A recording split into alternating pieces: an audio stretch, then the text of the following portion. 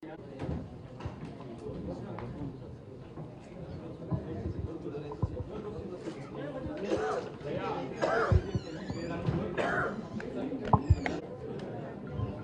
వినపడుతుంది వాడు పెట్టారా స్పీకర్ ఉందా? ముందుగా ఇక్కడికి వచ్చిన మీడియా వాళ్ళందరికీ, కెమెరా వెనకాల ఉన్న వాళ్ళకి, కెమెరా ముందుకు వచ్చిన వాళ్ళు, మీ అందరికీ ఇలా విజయవాడకి రావడం మా సినిమా ప్రమోషన్స్ భాగంగా నిజంగా చాలా ఆనందంగా ఉంది. మళ్ళీ చాలా రోజులతో వచ్చిన ఇందాక వస్తున్నప్పుడు లాస్ట్ ఫిదా సినిమాకి వచ్చామని చెప్పారు. ఇక్కడే మీ అందరినీ కలవడం జరిగింది. అండ్ మళ్ళీ ఇలా నా కొత్త సినిమాతో మీ ముందుకు రావడం ఒక కొత్త రకమైన జానర్ ఇది. తెలుగులో ఎయిర్ ఫోర్స్ సినిమా అనేది ఇప్పటివరకు రాలేదు. సో మొదటిసారిగా ఒక కొత్త ఎక్స్పీరియన్స్ని జనాలకి ఇవ్వాలన్న ఉద్దేశంతో ఈ సినిమాని చేయడం జరిగింది. అండ్ అంటే దేశభక్తి అనేది అది విజయవాడ అయినా, ఆంధ్ర అయినా, తెలంగాణ అయినా, మహారాష్ట్ర అయినా, పంజాబ్ అయినా, ఇండియా మొత్తం మన ప్రతి ఒక్క భారతీయుడికి లోపల దేశభక్తి అనేది చాలా ఉంటుంది. అలాంటి దేశభక్తి నేపథ్యంలో తెరకెక్కించిన సినిమా ఈ ఆపరేషన్ వ్యాలంటైన్. అండ్ 2019 ఫిబ్రవరి 2019లో ఈ విషయం చాలామందికి తెలుసు. పుల్వామా డిస్ట్రిక్ట్లో పుల్వామా అటాక్ అని ఒకటి అయింది. అది ఒక మిలిటెంట్ ఆర్గనైజేషన్, ఒక సిఆర్పిఎఫ్ సోల్జర్స్ కాన్వేని ఢీకొని ఒక 40 మంది సిఆర్పిఎఫ్ సోల్జర్స్ మరణించారు. దానికి రిటాలియేషన్గా మన Indian defences, Indian air force వాళ్ళ టెర్రరిస్ట్ ఆర్గనైజేషన్ వాళ్ళ క్యాంప్స్ని డిటెక్ట్ చేసి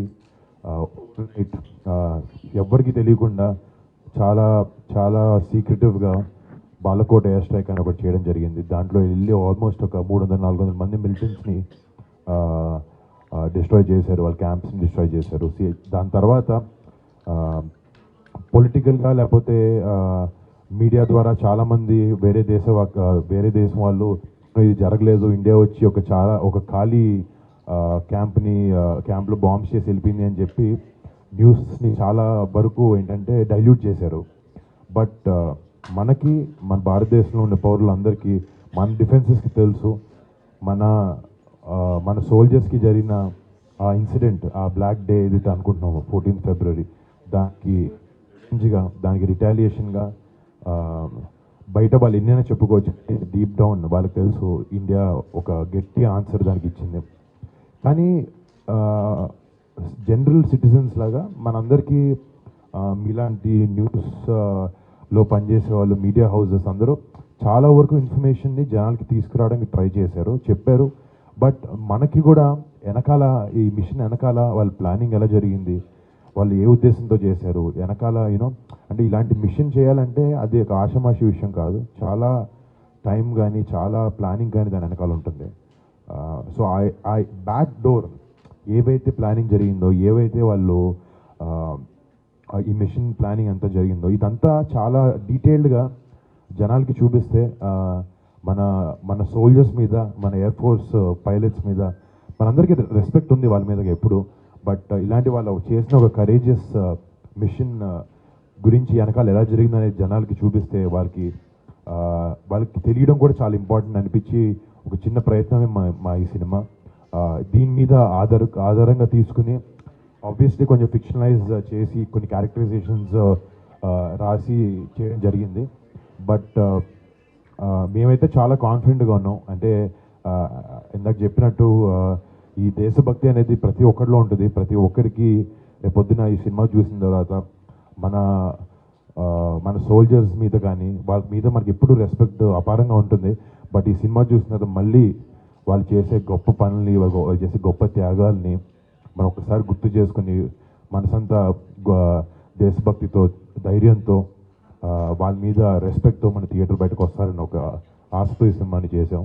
అండ్ మార్చ్ 1న సినిమా వస్తుంది. మీ అందరికీ, ప్రతి ఒక్కరికి, ప్రేక్షకులు ప్రతి ఒక్కరికి, తెలుగు ఆడియన్స్ ప్రతి ఒక్కరికి ఈ సినిమా నచ్చుతుంది అని నేను మనసారా నమ్ముతున్నాను. సార్, మీ కెరియర్లోని సెకండ్ పిక్చర్ కూడా దేశభక్తితో కూడుకున్న సినిమా రిలీజ్ అయింది. సో ఇప్పుడు మళ్ళీ ఆపరేషన్ వ్యాలంటైన్. సో ఎలా అనిపిస్తుంది ఈ మూవీ రావడం? అంటే నిజంగా ఇందాక చెప్పినట్టండి, చాలా అదృష్టంగా ఫీల్ అవుతాను. ఎందుకంటే ఆ, కొన్నిసార్లు ప్లాన్ చేస్తే జరగవు ఇలాంటివి. ఇప్పుడు ప్రేమ కథలు లేకపోతే కమర్షియల్ సినిమాలు మంచి ఫైట్లు ఉన్నవి అప్పుడప్పుడు అందరు హీరోలు చేస్తూ ఉంటారు. నేను కూడా చేశాను అలాంటివి. ఇప్పుడు F2 లాంటి సినిమాలు కానీ, ఫిదా లాంటివి, తొలి ప్రేమ కానీ, గదర్ కానీ. కంచి తర్వాత నాకు అంటే ఒక యాక్టర్గా అన్ని ప్రయత్నించాలి, అన్ని ట్రై చేయాలి అని ఒక ఆశ, ప్యాషన్ నాకు ఉంది. కానీ కొన్నిసార్లు ఇలాంటి నిజం కథలని జనాలకి చెప్తే కూడా చెప్పడం చాలా ఇంపార్టెంట్ అని నేను నమ్ముతాను. అండ్ ప్లస్ కథ విన్నప్పుడు నేను కూడా విన్నప్పుడు అరే ఇదేంటి నాకు ఇంత తెలిసేంటి, ఇంత జరిగింది వెనకాల అని ఒక ఆశ్చర్యం నాకు అనిపించింది. అప్పుడు అనిపించింది నేను చేయాలి సినిమా, జనాలకు తెలియాలి. ప్లస్ కొన్నిసార్లు ఒక కథ ఒక ఇలాంటి ఇన్సిడెంట్ని వెనకాల ఏమైందని చెప్పాలన్న ఆశతో పాటు కథలో కమర్షియల్ వైబిలిటీ కూడా ఉండాలి. థియేటర్కి జనాలు పొద్దున్న టికెట్ కొనుక్కొని చూస్తున్నారు అంటే వాళ్ళని ఎంటర్టైన్ కూడా చేయగలగాలి. అంటే ఎంటర్టైన్మెంట్ ప్రతి సినిమాలో ఫామ్ డిఫరెంట్గా ఉంటుంది. దీంట్లో దేశభక్తి అనేది లేకపోతే ఆ ఏరియల్ సీక్వెన్సెస్ అనేవి చాలా ఆసక్తికరంగా ఉంటాయి. సో అంటే యాక్చువల్గా సార్ ఈ మూవీ ఏదైతే ఉందో ఆపరేషన్ వాలంటీర్, ఆ స్టోరీ విన్నప్పుడు మీకు ఏమనిపించింది? అంటే ఒక ఏదైతే పుల్వామా దాడులు ఉన్నాయో యాక్చువల్గా అది అందరికీ కూడా తెలియదు, పబ్లిక్ ఎవరికి కూడా ఈ స్టోరీ గురించి కానీ దాడులు జరిగాయని తెలుసు కానీ క్లారిటీ లేదు ఎవరికి. సో ఇలాంటి ఒక క్లారిటీతో కూడుకున్నటువంటి ఒక స్టోరీ మీరు విన్నప్పుడు, ఇలాంటి స్టోరీని నేను ప్రెజెంట్ చేయాలి అనుకున్నప్పుడు మీకు ఏమనిపించింది? స్టోరీ విన్నప్పుడు ఏమనిపించింది? అంటే నిజంగా చాలా ఎక్సైట్ అయ్యాను విన్నప్పుడు. అంటే ఒక కథగా నిజంగా ఏమైంది అనేది పక్కన పెడితే ఒక కథగా, ఒక యాక్టర్గా ఒక స్క్రిప్ట్ విన్నప్పుడు కథలో ఉండే ఎమోషన్స్ కానీ, లేకపోతే కథలో ఉండే క్యారెక్టరైజేషన్స్ కానీ, కథలో ఉండే సీక్వెన్సెస్ దాన్ని డిజైన్ చేసుకునే విధానం కానీ అవి చాలా ఎక్సైట్మెంట్ ఇచ్చినాయి నాకు. వాటితో పాటు ఒక మంచి స్టోరీ, ఒక నిజం కథ, మన భారతదేశంలో మనలాంటి పౌరుల్లో, మనలాంటి ఒక మనిషి మన బార్డర్కి వెళ్ళి మనని సురక్షితంగా ఉండడానికి చూడాలనుకునే ఒక సోల్జర్ చెప్పాలి. నాకు నిజంగా ఇన్స్పిరేషన్ అనిపించింది. నిజంగా చాలా ఇన్స్పైర్ అయ్యాను యాక్చువల్లీ కథ విని. బాగుంది లేదు ఇన్ని క్యాలిక్యులేషన్స్ మనసుకి నచ్చింది చాలా కథ. అండ్ ఇందాక చెప్పినట్టు అవకాశం చాలా అరుదుగా దొరుకుతుంది అని చెప్పాను. ఇలాంటివి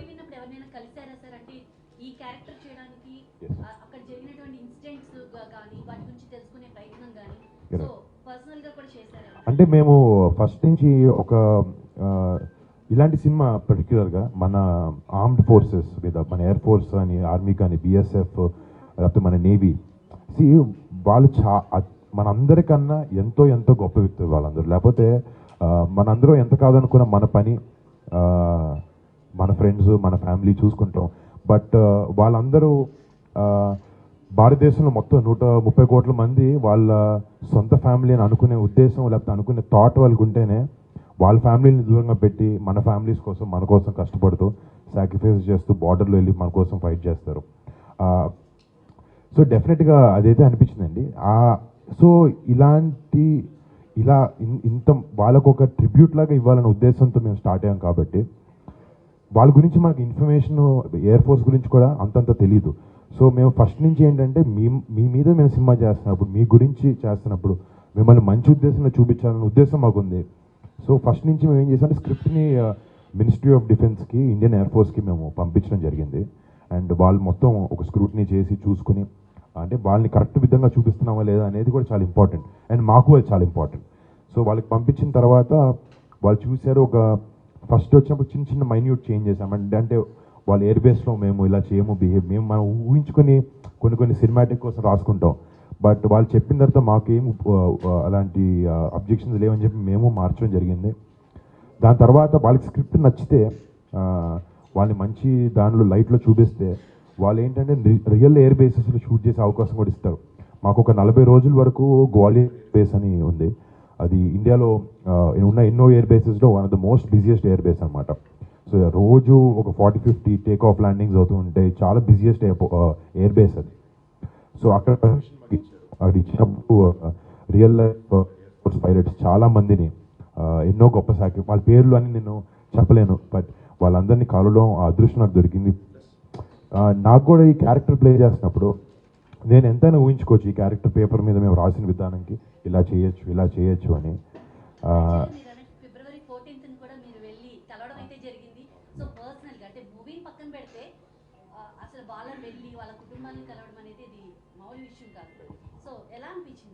అంటే నిజంగా అదొక చాలా ఎమోషనల్ మూమెంట్ అనమాట నాకు మా టీం అందరికీ. అంటే కొన్నిసార్లు సినిమా ప్రమోషన్స్కి వెళ్తున్నామా లేకపోతే నిజంగానే మనకి లోపల నుంచి వెళ్తున్నామా అని ఒక ఆలోచించినప్పుడు నాకు వెళ్ళి అనుకుంటారేమో అని ఒక మొహమాటం ఉండింది సినిమా కోసం వెళ్తున్నాం కాబట్టి. కానీ వాళ్ళని గొప్ప లైట్లో చూపించాలి, వాళ్ళ సాక్రిఫైజెస్ని చూపించాలన్నప్పుడు వాళ్ళ దగ్గరికి వెళ్ళి నివాళులు అర్పించుకోవడంలో నాకు మనసు లోపల నుంచి తప్పని అనిపించలేదు. అండ్ ఇలాంటి సినిమా తీసినందుకు నాకు చాలా గర్వంగా కూడా అనిపించింది మన రియల్ హీరోస్ మీద సినిమాలు చేసినప్పుడు. అండ్ డెఫినెట్గా ఆ కుటుంబ సభ్యులను కలిసినప్పుడు కానీ ఇది ఒక రకమైన నిజంగా ఒక ఎమోషనల్ మూమెంట్ నాకు మా టీం అందరికీ అక్కడ.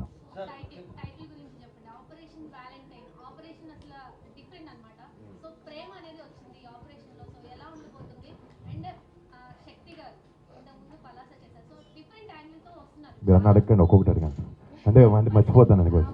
ఫస్ట్ అంటే ఆపరేషన్ వ్యాలంటైన్ ఇందాక మీరు చెప్పినట్టు 14 ఫిబ్రవరి ఈ పుల్వామా అటాక్ జరిగింది. సో ఐ మీన్ నిజంగా జరిగినప్పుడు వాళ్ళకి ఆపరేషన్ ఒక పేరు పెట్టుకున్నారు. బట్ మాకు ఆబ్వియస్లీ కొన్ని రియల్ పేర్లు ఎన్ని వాడకూడదు, వాటికి మాకు క్లియరెన్స్ లేదు. బట్ ఆ ఇన్సిడెంట్ ఏదైతే జరిగిందో 14 ఫిబ్రవరి అది వ్యాలంటైన్స్ డే అవ్వడం, ఆ రోజు మనందరం ప్రపంచం దేశం మొత్తం వ్యాలంటైన్స్ డే అంటే గర్ల్ ఫ్రెండ్ లేకపోతే అలా జోన్లో సెలబ్రేట్ చేసుకుంటూ ఉంటాం. బట్ దాన్ని ఆ పుల్వామా అటాక్ తర్వాత ఒక బ్లాక్ డేగా మార్క్ అయింది.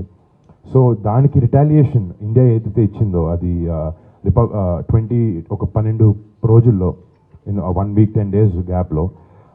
సో బేసిక్లీ ఈ ఆపరేషన్ అది ఏంటంటే మనం ఆ మిలిటెంట్ ఆర్గనైజేషన్స్కి ఇచ్చే వ్యాలంటైన్ డే రిటర్న్ గిఫ్ట్ అనమాట సినిమాలో. సో అందుకు ఆపరేషన్ వ్యాలంటైన్ అని పేరు పెట్టడం జరిగిందండి.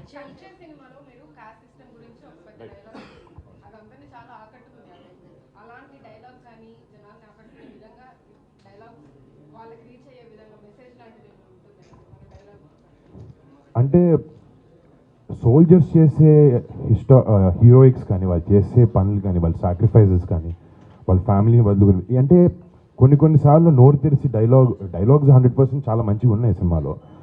బట్ నేను అంటున్నాను ఇలాంటి స్టోరీలు చేసినప్పుడు ఇలాంటి స్టోరీలో వాళ్ళు చేసే ప్రతిదీ ఇన్స్పిరేషన్గా ఉంటుంది. ప్రతి దాంతో చాలా కన్వే చేయాలనుకుంటాం. వాళ్ళు ఎలా బిహేవ్ చేస్తారు, ఇందాక చెప్పినట్టు వాళ్ళ ఫ్యామిలీస్ని పక్కన పెట్టి మన ఫ్యామిలీస్ కోసం ఫైట్ చేస్తుంటారు. వీటన్నిటి నుంచి మనం ఎంతో నేర్చుకోవచ్చు. నేను కలిసినప్పుడు వాళ్ళ స్టోరీస్ విన్నప్పుడు చాలా ఇన్స్పైర్ అయ్యాను అలాంటి విధంగా. అండ్ సినిమా చూసినప్పుడు కూడా రేపు పొద్దున అంటే మా జనరేషన్ కాదు, ఇంకా చిన్నపిల్లలు ఇంకా యంగ్స్టర్స్ ఉన్నారు, వాళ్ళందరికీ యూనో అలాంటి కరేజెస్ టేల్స్ చూసినప్పుడు లైఫ్లో ఏదైనా అకంప్లిష్ చేయొచ్చు అని ఒక కాన్ఫిడెన్స్ వస్తుంది అని అనుకుంటున్నాం. ఐ థింక్ సినిమా ద్వారా ఆబ్వియస్లీ సోల్జర్స్ వాళ్ళ లైఫ్ స్టైల్ వాళ్ళ లైఫ్ స్టోరీస్ చూపించాలని ఉద్దేశం ఉన్నా కూడా ఇలాంటి కరేజెస్ టేల్స్ చూపించినప్పుడు యంగర్ జనరేషన్స్కి కొన్నిసార్లు ఇలాంటి సినిమాలు కూడా చాలా ఇంపార్టెంట్ అనిపిస్తుంది నాకు. పవన్ కళ్యాణ్ గారితో మీ కాంబినేషన్ ఆడియన్స్ ఎదురు చూస్తున్నారు. అంటే సాయి తరుణ్ తేజ్ ఆల్రెడీ చేశారు. సో మీ కాంబినేషన్ వస్తే బాగుంటుందని మీ ఫ్యాన్స్ పవన్ కళ్యాణ్ ఫ్యాన్స్ ఎదురు చూస్తున్నారు. వాళ్ళకి ఎప్పుడైనా న్యూస్ చెప్పబోతున్నారా? అంటే ఏది లేదండి. బట్ నాకు కూడా చాలా ఇంట్రెస్ట్ ఉంది ఆ విషయం చేయాలని. బట్ ప్రస్తుతానికైతే ఇది ఎవరి కథ చెప్పడం జరగలేదు. బట్ తేజ్ చేసేది అది బాగా ఆడింది and we're very happy for that.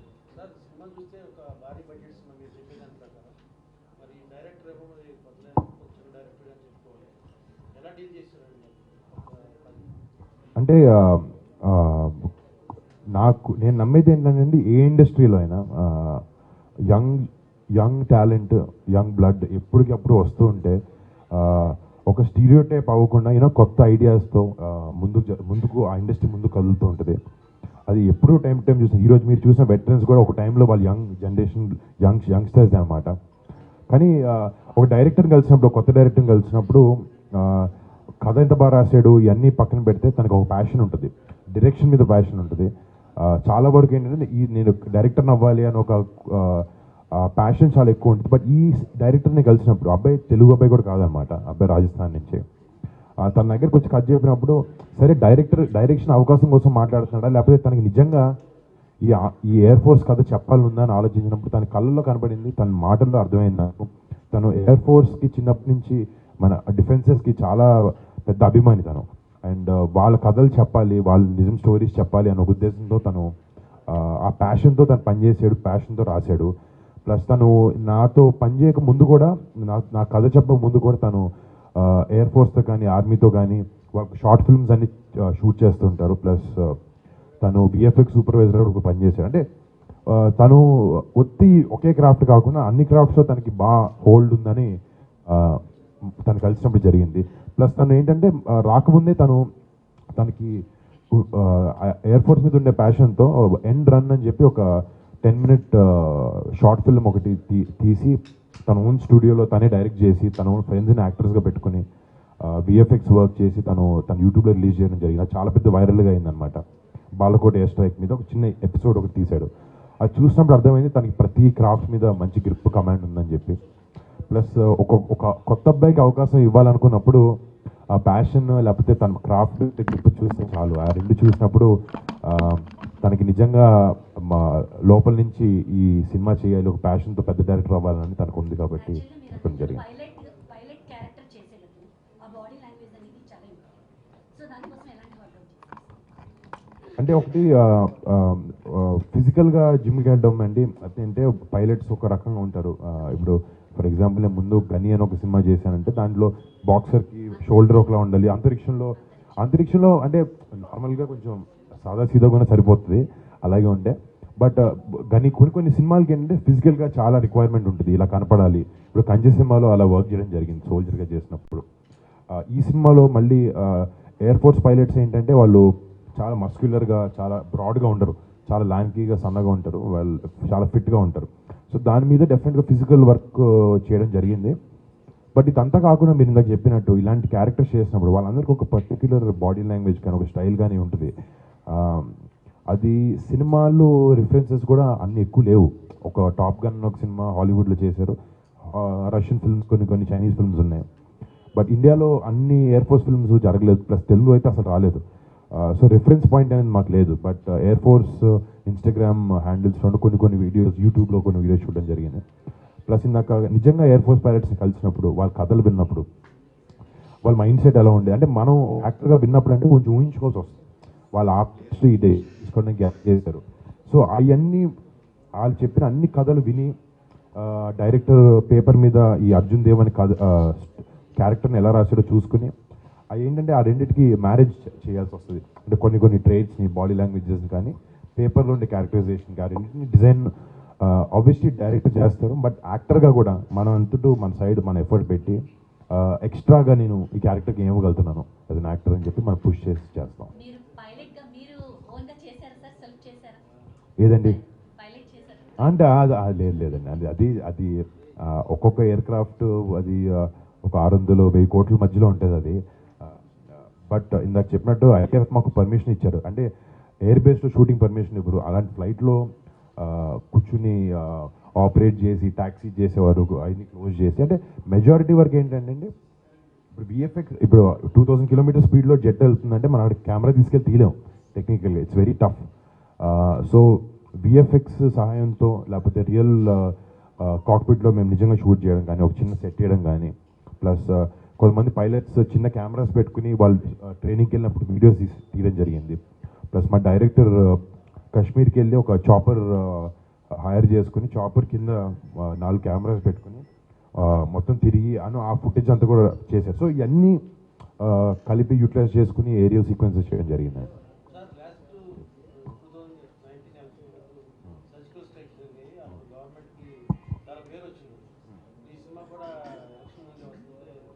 అంటే నాకు పొలిటికల్ నేను సినిమా వాడిని కాబట్టి సినిమా చేయాలని ఉద్దేశంతో దేశానికి సంబంధించి నేనైతే ఏంటంటే టైమింగ్ మీరు నాకు చెప్పినట్టు అలా అయింది అంతే తప్ప మేము లాస్ట్ ఇయర్ ఎప్పుడో వద్దామని అనుకున్నాం. కరెక్ట్గా ముందు రావాలి లేకపోతే 2 నెలల ముందు రావాలని ఉద్దేశం మాకు లేదు. కానీ ఇప్పుడు ఒక భారతీయుడిగా నాకు ఇలాంటి సిచ్యువేషన్ ఒకటి అయినప్పుడు, మన సోల్జర్స్కి వెళ్ళినట్టు అయినప్పుడు, ఒక as a young citizen of this country అలాంటి వాళ్ళకి ఆన్సర్ ఇవ్వాలని అనిపిస్తుంది. ఈ సినిమాలో మేము డైలాగ్ ఉంటుంది, శత్రువులకు ఒక విషయం గుర్తు చేయాల్సిన సమయం వచ్చింది, ఈ దేశం గాంధీజీతో పాటు సుభాష్ చంద్రబోస్ కూడా అని చెప్పి. అంటే నాన్ వైలెన్స్ లేకపోతే ప్రతిసారి ఈరోజు కాలంలో అది కుదరదు అనే ఒక ఫీలింగ్ నాకు పర్సనల్గా నాకు ఉంది.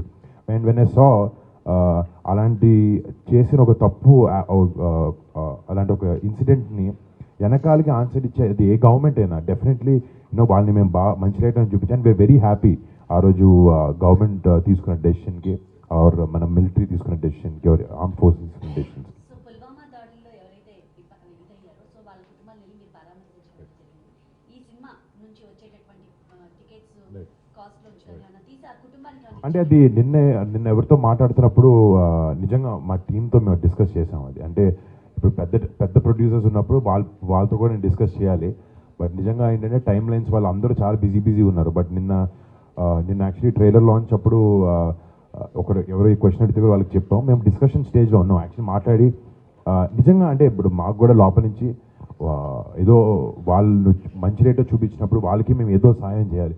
ఇప్పుడు ఒక విజువల్ మీడియంగా వాళ్ళ బాధని మేము అందరికీ తీసుకెళ్తున్నాం. అలా కాకుండా కూడా ఒక మానిటరీగా కూడా ఏమైనా చేయగలిగితే మాత్రం ఏమైతే కాదు చేస్తాం. 100% చేయాలని ఉద్దేశం మాకుంది. బట్ దాని గురించి డీటెయిల్స్ ఇంకా మేము ప్లాన్ చేసి మొత్తం చేస్తామని. అంతరిక్షంలో లవణ్య త్రిపాఠి గారితో కనిపించారు. ఆఫ్టర్ మ్యారేజ్ మళ్ళీ మీ ఇద్దరు కాంబినేషన్ చూడాలనుకుంటున్నారు. ఎప్పుడు అంటే అదే అండి సినిమాలో కాస్టింగ్ అంతా అంటే మనం వెళ్ళి వీళ్ళని పెట్టుకున్నాను. ఏదైనా డైరెక్టర్కి కథలో నిజంగా క్యారెక్టర్స్లో మేమిద్దరం కనిపించాం, మాకు వచ్చి చెప్పారంటేనే చేస్తాం అంతే. అర్జున్ దేవ్ గారు ఇప్పుడు టాగ్లైన్ ఉంది, ఏదైతే అది చూసుకుందాం అంటున్నారు. సో ఖచ్చితంగా హిట్ అవ్వాలని మేము అనుకుంటున్నాం. సో దీని మీద ఇంకా ఏమైనా ఎక్స్పెక్టేషన్ పెట్టుకోవచ్చా? పాటలు కానీ ఇప్పుడు ఇంకా చేయబోతున్నారు అంటే అసలు ఆ ఉద్దేశంతో చేయలేదు సినిమాని. అంటే ఇవి అర్జున్ దేవ్ అంటే రేపు పొద్దున్న చూస్తే మేబీ అర్థం అవుద్ది. అంటే ఇలా ఫ్రాంచైజీ అనేది ఏంటంటే కొన్ని కథలు డిమాండ్ చేస్తాయి ఇలా 2 పార్ట్లుగా చేయాలనేది. ఇది హ్యాపీ ఒక మంచి స్టాండ్ అలోన్ ఫిల్మ్. స్టోరీ కూడా కనిపించుకోవచ్చు. అదేలా అంటే ఇందాక చెప్పినట్టు ఆబ్వియస్లీ ఒక మిషన్ మీద పుల్వామా మీద లేకపోతే బాలకోట్ దాడుల మీద చూపించినప్పుడు ఇప్పుడు ఆ సోల్జర్ ఒక అలాంటి మిషన్ మీద వెళ్ళిన సోల్జర్కి వాళ్ళు కూడా ఇంట్లో ఒక వైఫ్ కానీ పిల్లలు కానీ లేకపోతే ఇప్పుడు హీరోయిన్ మానుషి చిల్లర్ కూడా రేడార్ కంట్రోలర్ అనమాట. తనకి వెనకాల ఒక ఫ్యామిలీ ఉంటుంది. ఇలాంటి హై ఆక్టేన్ సిచ్యువేషన్స్కి వెళ్ళి హ్యాండిల్ చేసినప్పుడు వాళ్ళ మైండ్ సెట్ ఎలా ఉంటుంది, ఇప్పుడు వర్క్ టెన్షన్స్ వల్ల వాళ్ళ ఫ్యామిలీ లేకపోతే వాళ్ళ ఫ్యామిలీ టైం ఎలా డిస్టర్బ్ అవుతుంది, ఇవన్నీ కూడా మేము టచ్ చేయడం జరిగింది సినిమా. లవ్ స్టోరీ అంటే లవ్ స్టోరీ కాదు అది. ఆబ్వియస్లీ వాళ్ళిద్దరూ కపుల్ సినిమాలో నేను మనిషి, బట్ ఒకే వర్క్ ప్లేస్లో పనిచేస్తాం. సో అక్కడ ఇంట్లో డిస్టర్బెన్సెస్గా ఎలా మారుతాయి అనేది కూడా చూపించాను. ఎందుకంటే అది చాలా కామన్గా జరుగుద్ది. ఒక వైఫ్ అండ్ హస్బెండ్ ఒకే ఆఫీస్లో పనిచేసిన ఒక డిపార్ట్మెంట్లో పనిచేసిన చిన్న డిఫరెన్స్ ఆఫ్ ఒపీనియన్ అనేది కానీ రావడం సహజం. సో అదేమైనా వెనకాలకి క్యారీ చేస్తారా, వెనకాల వాళ్ళ బాధ ఎలా ఉంటుంది. ఇప్పుడు కొన్నిసార్లు ఒక పైలటింగ్ కలిసినప్పుడు చెప్పారు ఆయన, సడన్గా నేను ఒక మిషన్కి పిలిచినప్పుడు రూల్స్ సే దట్ అతను వాళ్ళ వైఫ్కి కానీ లేకపోతే ఒక లేడీ వెళ్తే వాళ్ళ హస్బెండ్కి కానీ వాళ్ళ స్పౌస్కి నేను ఎక్కడికి వెళ్తున్నాను, ఎప్పుడు వెళ్తున్నాను, దేనికి వెళ్తున్నాను, ఎలా వస్తాను, ఎప్పుడు వస్తాను ఏం చెప్పకుండా బ్యాగ్ వేసుకుని వెళ్ళిపోతారో వాళ్ళు అడగకూడదు. సో అలా వెళ్ళినప్పుడు వాళ్ళ వాళ్ళ మెంటల్ స్టేట్ ఎలా ఉంటుంది ఇవన్నీ కూడా మాకు చూపించాలనిపించింది సినిమాలో. సో ఆ personal side of Indian air force మనందరం చూసేది దాడులు లేకపోతే ప్లానింగ్స్ ఇవన్నీ కూడా చూపిస్తున్నాం. దాని వెనకాల వాళ్ళ ఫ్యామిలీ ఎలా బాధపడతారు, వాళ్ళ ఫ్యామిలీకి ఎలాంటి స్ట్రెస్ ఉంటుంది, వాళ్ళ ఫ్యామిలీ బ్యాలెన్స్ ఎలా ఉంటుంది, వాళ్ళ వర్క్ ప్లేస్ పర్సనల్ లైఫ్ అనేది కూడా సినిమాలో మేము చూపించాలనుకున్నాం. బట్ బాగా చూపించాం అనుకున్నాం. ఇండియన్ ఎయిర్ ఫోర్స్ సంబంధించిన proud of Indian air force. So దేశభక్తికి సంబంధించిన బీజేపీ గవర్నమెంట్ కానీ ఆర్ఎస్ సపోర్ట్ చేస్తున్నారు. అంటే ప్రస్తుతం వరకు అయితే ఏం చేయలేదు. బట్ అంటే ఇప్పుడు వాళ్ళ సపోర్ట్ కోసం అనేది కాదు, మీరు నాకు చెప్పినట్టు మన జవాన్ల కోసం కానీ ఈ ఇన్సిడెంట్ వెనకాల ఎవరు బేసినా కూడా వాళ్ళని మంచి లైట్లో చూపించాలనే ఉద్దేశంతో ఈ సినిమా చేసాం. వాళ్ళు తీసుకున్న డెసిషన్స్ మాకు ఇష్టమయ్యాయి కాబట్టి రేపొద్దున చాలా పెద్ద సెక్షన్ ఆఫ్ ఆడియన్స్ మేము చూపించాలనే ఉద్దేశంతో ఉన్నాం. బట్ మీరు చెప్పినట్టు మేము అప్రోచ్ అవ్వడం కానీ మేము వెళ్ళి చేయడం లాంటివి మాత్రం అవ్వలేదేమి. షూటింగ్ ఇది అయిపోయి ఈ ప్రమోషన్స్ మొత్తం అయిపోయిన తర్వాత కొంచెం జుట్టు పెంచుకుని గడ్డం పెంచుకుని చేయాలి అసలు. వచ్చే నెలలో ఎలక్షన్ జరుగుతున్నాయి. మీ తండ్రి గారికి బాబాయ్ గారి తరఫున ఏమైనా ప్రచారం చేసే అవకాశం ఉందా? మీ మెగా ఫ్యామిలీ చాలా చేస్తారు. నేను మా ఫ్యామిలీలో 2-3 కాదు కానీ 60 మంది చాలామంది ఉన్నారు. డెఫినెట్లీ మా కుటుంబం ఎన్నో సంవత్సరాల నుంచి అందరికీ సపోర్ట్ ఏ విధంగా ఇవ్వగలుగుతాం అన్ని విధాలుగా ఇస్తూనే ఉన్నాం. అది ఎప్పుడు కంటిన్యూ అవుతుంది ఆ విషయంగా. ఎందుకంటే మా మధ్యన అలాంటి బ్యాలెన్స్ అలాంటి సపోర్ట్ మా పెద్దవాళ్ళ వల్ల మా ఫ్యామిలీలో ఉంది. లాస్ట్ 2019లో కానీ కూడా నాన్నగారు చేసినప్పుడు ఆయన కొడుకుగా లేకపోతే మా బాబాయ్కి కొడుకుగా నేను వచ్చి చేయడం నా వాట్ ఎవర్ నా ఉడత సాయం చిన్నది నేను వచ్చి నేను చేశాను వచ్చి ఏమంటారు దాన్ని ప్రచారం మాట కూడా రావట్లేదు నాకు. సో లాస్ట్ టైం వచ్చి చేశాను, బట్ ఈసారి కూడా నిజంగా ఇంట్లో వాళ్ళు పెద్దవాళ్ళు కాబట్టి వాళ్ళు అంటే ఇప్పుడు నేను సినిమా షూటింగ్లో బిజీగా ఉంటున్నాను, దీని గురించి తెలుసా అంటే అయ్యే విషయాల గురించి డెఫినెట్గా నాకు కొంచెం ఇన్ఫర్మేషన్ ఉంది, కానీ వాళ్ళంత డీటెయిల్గా వాళ్ళంత డెప్త్లో ఈ సబ్జెక్ట్ గురించి నాకు అంత నాలెడ్జ్ లేదు. బట్ వాళ్ళు ఎప్పుడైనా ఫోన్ చేసి లేకపోతే ఇంట్లో కలిసినప్పుడు ఇది చేయి అంటే మాత్రం వాళ్ళు ఏ జరిగినా చేయడం ఇంకా మేము అందరం సిద్ధం. ఆల్రెడీ నిహారిక గారు చెప్పడం జరిగింది పవన్ కళ్యాణ్ గారికి సపోర్ట్గా నేను ప్రచారానికి వెళ్ళాను, ఇప్పుడు కూడా వెళ్తానని చెప్పడం జరిగింది. ఇంకా మీకు ఛాన్స్ వస్తే మీరు కూడా డైరెక్ట్ ఇప్పుడు అదే చెప్పాను కదండి, అదే చెప్పాను నాకు. అదే నేను లాస్ట్ ఇయర్ కూడా నేను వచ్చాను, ఒక 7 రోజుల్లో 8 రోజుల్లో తిరిగాను. భీమవరం కాన్స్టిట్యున్సీకి రావడం జరిగింది. బట్ 100% ఫిజికల్గా అయినా ఎలాగైనా కూడా 100% సపోర్ట్ ఇందాక చెప్పినట్టు ఉంటుంది. సార్ లాస్ట్ క్వశ్చన్ ఏంటంటే అంటే ఇలాంటి మూవీస్ ఎక్కువ బాలీవుడ్ ప్రేక్షకులు యాక్సెప్ట్ చేస్తారు. సరికి ప్రేమ 4 పాటలు 4 అంటే ఇలాంటి మూవీస్ యాక్సెప్ట్ చేసే అవకాశం ఉందా? అంటే మీరు చేశారు కానీ జనరల్గా మీరు కూడా చాలా సినిమాలు చూసే ఉంటారు. మీకు నేను అనేది ఏంటంటే సినిమాని కరెక్ట్ విధంగా చూపిస్తే, కరెక్ట్ ఎమోషన్స్ పెడితే 100% ఏ ఆడియన్స్కైనా అది మనసుకు దగ్గర అవుతుంది సినిమా. బట్ అంటే ఏ సినిమా అయినండి, ఏ నేపథ్యం అయినా తీసుకోండి, ఏ బ్యాక్డ్రాప్ అయినా తీసుకోండి, ఎమోషన్ స్ట్రాంగ్గా ఉంటే అది ఏ లాంగ్వేజ్ అయినా, మీకు రేపు పొద్దున ఒక హిందీ సినిమా చూపించినప్పుడు మీకు హిందీలో అన్ని పదాలు అర్థమైనా అర్థం కాకపోయినా, ఒక మలయాళం సినిమా చూసినప్పుడైనా ఎమోషన్ కంటెంట్ బాగుంటే మీకు డెఫినెట్గా మీరు ఆకట్టుకుంటుంది. ఈ సినిమా ఇంతకుముందు ఎందుకు ఎవరు ట్రై చేయలేదో నాకు తెలీదు, బట్ ఒక యాక్టర్గా నాకు మంచి కంటెంట్తో రావాలి, వస్తే జనాలు ఆదరిస్తారనే ఒక ధైర్యం, కాన్ఫిడెన్స్ నాకు ఎప్పుడు ఉంది. ఎందుకంటే ఇప్పుడు 2015లో కంచే లాంటి సినిమా నిజంగా ఒక ఎక్స్పెరిమెంటల్ ఫిల్మ్ ఆ టైంలో. అలాంటి స్క్రీన్ ప్లే కానీ, అలాంటి క్యారెక్టరైజేషన్స్ కానీ, వెళ్ళి వార్ సినిమా కానీ అలాంటి. బట్ ఇప్పుడు చూస్తే మీరు జనాలు సినిమా చూసే విధానం కానీ అన్నీ చాలా వరకు మారుతూ ఉన్నాయి, అండ్ ఇంట్రెస్ట్ డిఫరెన్స్ వస్తూ ఉన్నాయి. ఇప్పుడు ఏంటంటే వైడ్ యాక్సెప్టెన్స్ వచ్చింది జనాలకి. బట్ అల్టిమేట్గా అది 20-30 ఏళ్ళ క్రితంకి వెళ్ళినా లేకపోతే ఇంకో 10 ఏళ్ళ తర్వాత అయినా కూడా ఎమోషన్ అనేది సినిమాలో గట్టిగా ఉంటే, బలంగా ఉంటే ఏ సినిమా అయినా జనాన్ని ఆకట్టుకోగలుగుతుంది. అండ్ అలాంటిది ఈ సినిమాలో టన్నుల్లో ఉంది ఎమోషన్. అది రేపొద్దు అందరికీ డెఫినెట్గా కనెక్ట్ అవుతుందని అనుకుంటున్నాను. మీరు చెప్పండి.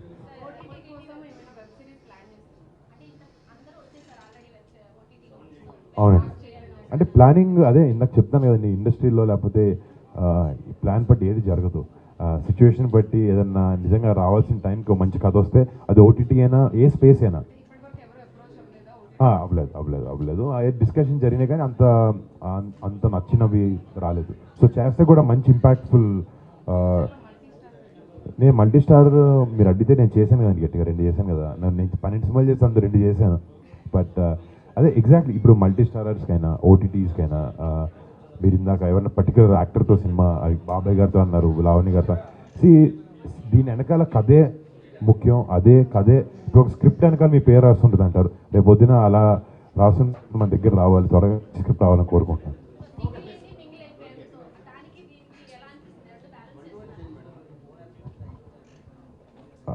అంటే ఒక డిఫరెన్స్ ఏం పెద్ద ఏం లేదు, ఎందుకంటే మేము బాగా ఒక 5-6 ఏళ్ళ నుంచి మాకు ఇద్దరు పరిచయం ఉంది కాబట్టి పెద్ద డిఫరెన్స్ లేదు. ఇద్దరు ఫ్రెండ్స్లో ఉన్నాం, ఇప్పుడు ఒకే ఇంట్లో ఉంటున్నాం అంతే.